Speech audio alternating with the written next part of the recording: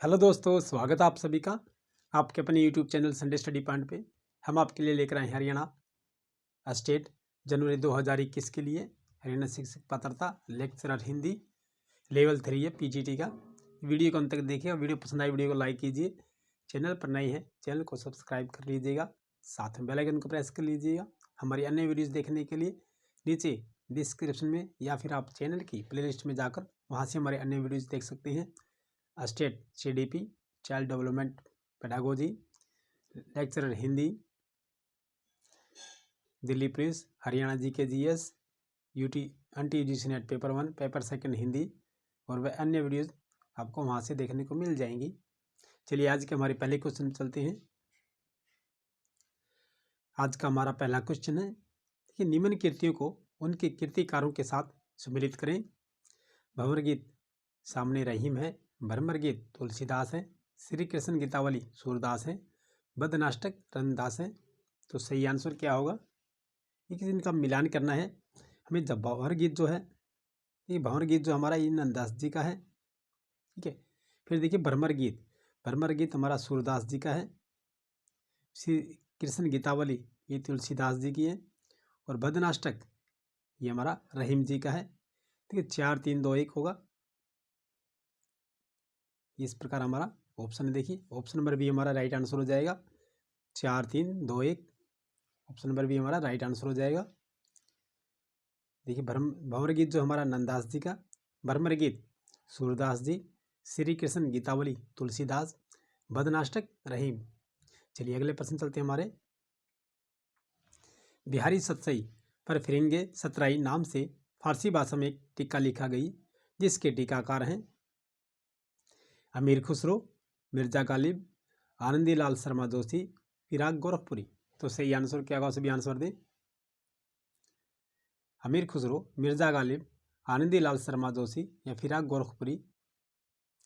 ये सही आंसर हमारा ऑप्शन नंबर सी हो जाएगा। आनंदी लाल शर्मा जोशी जी हैं जिन्होंने बिहारी सतसई पर फिरंगे सतराई नाम से एक टीका लिखी गई है फारसी भाषा में। आनंदी लाल शर्मा जोशी हैं। चलिए अगला प्रश्न हमारा। संत कवि नाभादास के विषय में असंगत कथन को चुनिएगा। हमें इसमें असंगत कथन बताना है। नाभादास रामानंद की शिष्य परंपरा में विष्णुदास पहारी के शिष्य थे। नाभादास के प्रसिद्ध ग्रंथ भक्तमाल का भूतपूर्व ऐतिहासिक महत्व है। भक्तमाल की टीका प्रियादास ने 1712 में लिखी है। नाभादास ने निरंकुश अति निडर रसिक जस रस ना गायो मीरा के संदर्भ में कहा है। तो चारों कथनों में से सही आंसर कौन सा होगा हमारा? ये संत कवि नाभादास के विषय में असंगत कथन को चुना मैंने। ये ऑप्शन नंबर ये हमारा राइट आंसर हो जाएगा। ये हमारा असंगत कथन है। नाभादास रामानंद की शिष्य परंपरा के विष्णुदास पहारी के शिष्य थे। ये हमारा कथन गलत है, जबकि बी और सी और डी तीनों ही कथन हमारे सही है। चलिए अगले प्रश्न चलते हैं हमारे। अगला प्रश्न हमारा है अंग आश्रित स्तवलंकारा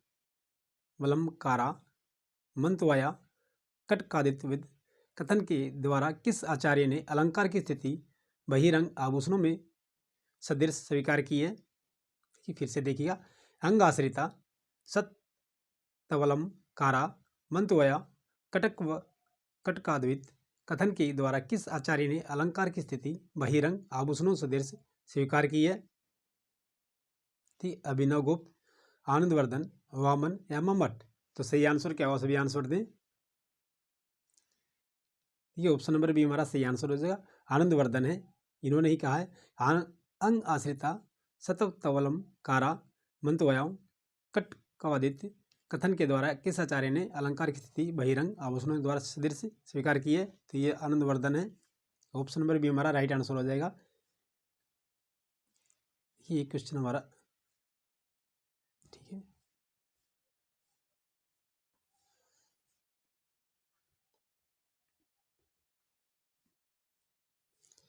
चलिए अगला प्रश्न हमारा।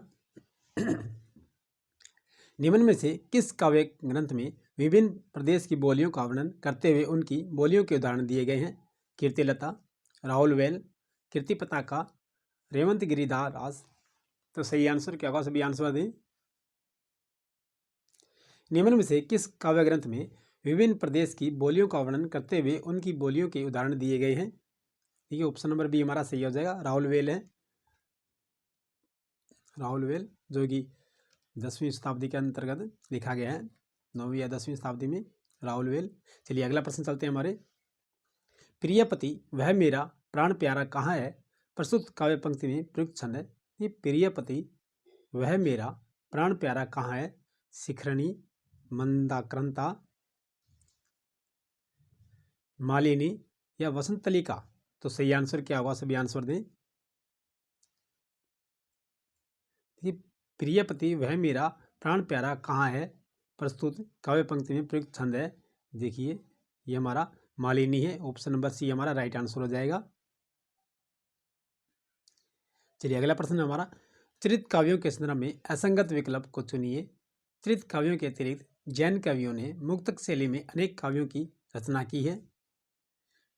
परमात्म, प्रकाश, योगासर, वैराग्यसार आदि इसी काव्य शैली की रचनाएं हैं। इन काव्यों में नीति, प्रकोप, देश, गौण है तथा श्रृंगार के भेदों का प्रतिपादन साखियों के रूप में किया गया है। जैन कवियों की इसी मुक्तक शैली का विकास आगे हिंदी के संत कवियों में देखा जाता है। तो सही आंसर क्या होगा, कि चरित काव्यों के संदर्भ में असंगत विकल्प को चुनिएगा। हमें असंगत विकल्प चुनना है।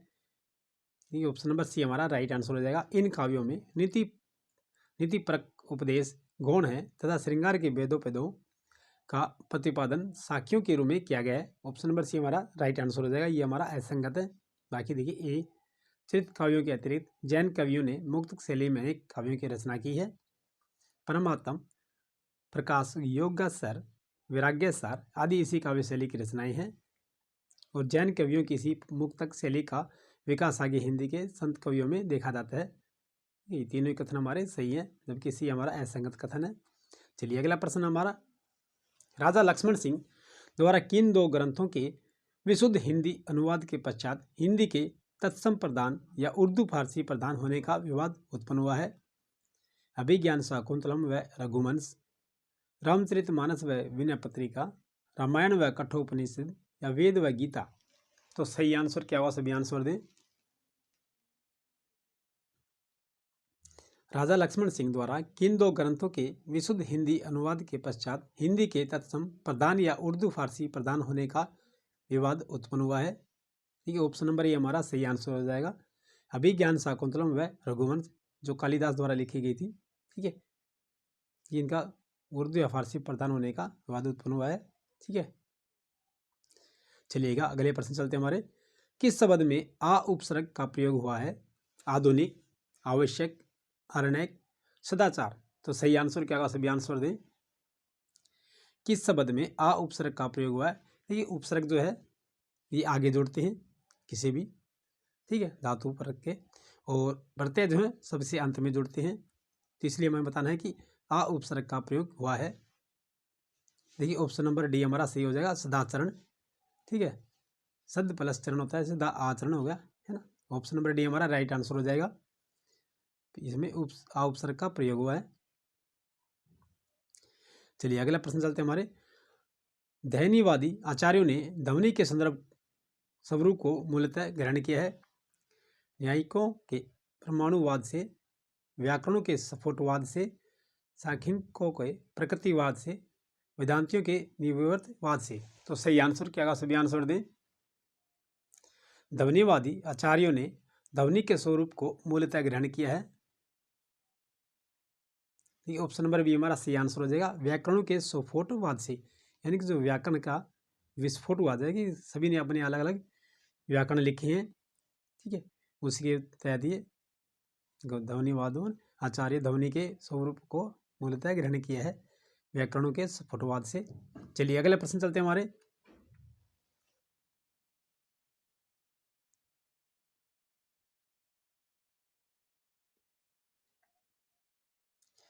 रस के संदर्भ में कौन सा कथन अप्रासंगिक है। काव्य रसों में स्थायी भाव केंद्रीय तत्व है, विभाव संदर्भ है तो अनुभाव माध्यम है, आलंबन परिवेश तथा उद्दीपन प्रेरक तत्वों का कार्य करते हैं। रस निष्पत्ति का मूल मंत्र आचार्य भरत मुनि ने प्रतिपादित किया था। बर्टोलोट ने अपनी रस संबोधनी विवेचना में निष्पत्ति का अर्थ उत्पत्ति माना है। तो सही आंसर क्या होगा, सभी आंसर दें। रस के संदर्भ में कौन सा कथन अप्रासंगिक है? देखिए ऑप्शन नंबर बी हमारा राइट आंसर हो जाएगा। आलम्बन परिवेश तथा उद्दीपन प्रेरक तत्वों का कार्य करते हैं। ऑप्शन नंबर बी हमारा सही आंसर हो जाएगा, ये अप्रासंगिक है। ठीक है, ऑप्शन नंबर बी हमारा राइट आंसर हो जाएगा। चलिए अगला प्रश्न हमारा, किस विकल्प में संधि संबोधनी अशुद्धि है? किस विकल्प में संधि संबोधनी अशुद्धि, यानी हमें संधि के विषय में अशुद्धि बतानी है हमें। सच सच छात्र, अहोरूप, षड्यंत्र, भ्रातृनुमति। तो सही आंसर क्या होगा, सभी आंसर दें। कि किस विकल्प में हमें संधि संबोधनी अशुद्धि है? ये ऑप्शन नंबर सी हमारा राइट आंसर होगा। षड्यंत्र जो है इसमें हमारे संधि संबोधनी अशुद्धि है। ठीक है, सच छात्र, सच छात्र हो गया, अहोरूप हो गया, भ्रातृनुमति सही हो गया। ठीक है, षड्यंत्र जो है हमारा अशुद्धि है इसमें। चलिए क्या अगले प्रश्न चलते हैं हमारे। ऑप्शन नंबर 103 देखिए हमारा आंसर, निम्न में से किस विकल्प में यह प्रत्यय का प्रयोग नहीं हुआ है? यह हमें यह बताना है, यह प्रत्यय का प्रयोग नहीं हुआ है। वैधुर्य, द्रष्टव्य, स्वकार्य, सौलभ्य। तो सही आंसर क्या होगा, सभी आंसर दें। निम्न में से किस विकल्प में यह प्रत्यय का प्रयोग नहीं हुआ है? देखिए द्रष्टव्य जो है इसमें हमारा यह प्रत्यय का प्रयोग नहीं हुआ है, जबकि वैधुर्य ये आ गया, स्वकार्य ये आया है, सौलभ्य, देखिए द्रष्टव्य। ठीक है, ऑप्शन नंबर भी हमारा राइट आंसर हो जाएगा, द्रष्टव्य। चलिए अगला प्रश्न हमारा है, निम्नांकित में से किस विकल्प में विशेषण से निर्मित भाववाचक संज्ञा नहीं है? ये निम्नांकित में से किस विकल्प में विशेषण से निर्मित भाववाचक संज्ञा नहीं है? महत्ता, चतुराई, औदार्य, कपड़ाइंद। तो सही आंसर क्या होगा, सभी आंसर दीजिएगा। निम्नांकित में से किस विकल्प में विशेषण से संबंधित, देखिए विशेषण से निर्मित है लेकिन भाववाचक संज्ञा नहीं है। देखिए महत्ता है, चतुराई है, ठीक है, औदार्य है, देखिए कपड़ाइंद। ऑप्शन नंबर डी हमारा राइट आंसर हो जाएगा। कपड़ाइंद जो है ये हमारा विशेषण से निर्मित भाववाचक संज्ञा नहीं है। ठीक है, कपड़ा इंद हो गया। चलिएगा नेक्स्ट क्वेश्चन चलते हैं हमारे, निम्न में से कौन सा कालखंड जॉर्ज ग्रियर्सन द्वारा निर्दिष्ट काल विभाजन में नहीं है? देखिए सबसे पहले जॉर्ज ग्रियर्सन थे, ठीक है, इन्होंने ही काल विभाजन का प्रयास किया था। ठीक, चारण काल, रीति काव्य, पूर्व अलंकृत काल, मुगल दरबार। तो सही आंसर क्या, ऑप्शन नंबर, सही आंसर दीजिएगा। निम्न में से कौन सा कालखंड जॉर्ज ग्रियर्सन द्वारा निर्दिष्ट काल विभाजन में नहीं है? ये ऑप्शन नंबर सी हमारा राइट आंसर होगा, पूर्व अलंकृत काल। ठीक है, सबसे पहले, ठीक है ना, पूर्व अलंकृत काल जो है ये हमारा काल विभाजन में सही नहीं है। ठीक है, सबसे पहले जॉर्ज ग्रियर्सन, उसके बाद आप देख के बताइएगा कौन सा है। ठीक है,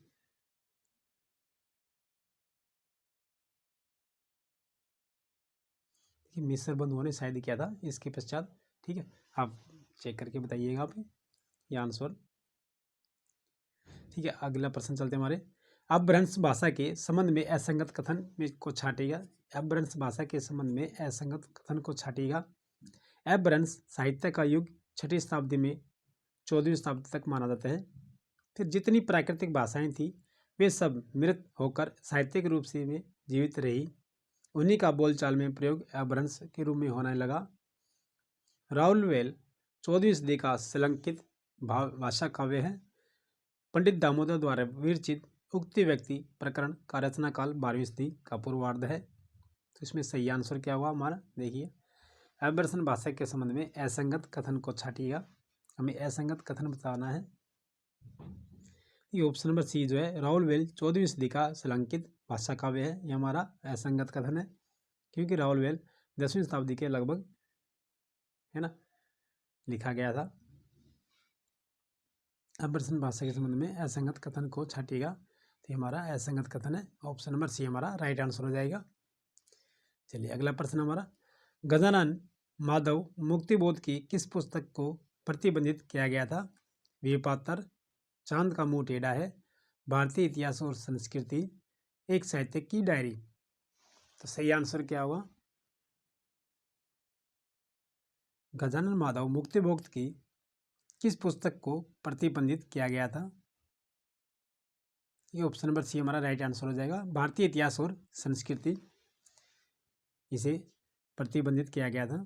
चलिए अगला प्रश्न हमारा, शब्द संरचना की दृष्टि से किस विकल्प में संकर शब्द का प्रयोग नहीं किया गया है? शब्द संरचना की दृष्टि से किस विकल्प में संकर शब्द का प्रयोग नहीं किया गया है? लाठीचार्ज, घुड़सवार, राजमहल, स्वामी भक्त। तो सही आंसर क्या होगा?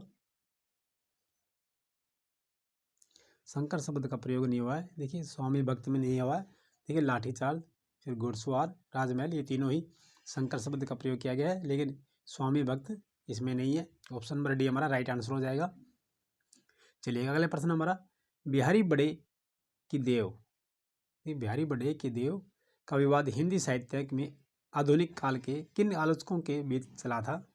रामचंद्र शुक्ल और मिश्र बंधु, हजारी प्रसाद द्विवेदी और मिश्र बंधु और पदम सिंह शर्मा और नंदुलारे वाजपेयी। तो सही आंसर क्या होगा? बिहारी बड़े की देव का विवाद हिंदी साहित्य के आधुनिक काल के किन आलोचकों के बीच चला था? देखिए ऑप्शन नंबर सी हमारा राइट आंसर होगा, मिश्र बंधु और पदम सिंह शर्मा के बीच चला था ये आलोचकों के। देखिए दोनों ही आलोचक है, मिश्र बंधु और पदम सिंह शर्मा, रामचंद्र शुक्ल जी भी, हजारी प्रसाद द्विवेदी जी और नंदुलारे वाजपेयी, ये चारों पांचों ही। देखिए इनमें एक राम कुमार वर्मा भी जी है, वो भी है, ठीक है, आलोचक कहेंगे। चलिए इसमें हमारा क्वेश्चन है, जो आंसर है ऑप्शन नंबर सी होगा, मिश्र बंधु और पदम सिंह शर्मा, ठीक है, इन दोनों के बीच विवाद आलोचकों के बीच चला था ये। चलिए अगला प्रश्न हमारा, सुमित्रानंदन पंत की उक्त रचनाओं में से उत्तरवर्ती रचना कौन सी है? ग्राम्या, श्रवणधुली, युगांत, ज्योत्सना। तो सही आंसर क्या होगा? सुमित्रानंदन पंत की उक्त रचनाओं में से उत्तरवर्ती रचना कौन सी है? ये श्रवणधुली जो है ये उत्तरवर्ती रचना है। ऑप्शन नंबर बी हमारा राइट आंसर हो जाएगा। चलिए आज के हमारी वीडियो यही समाप्त होते हैं दोस्तों।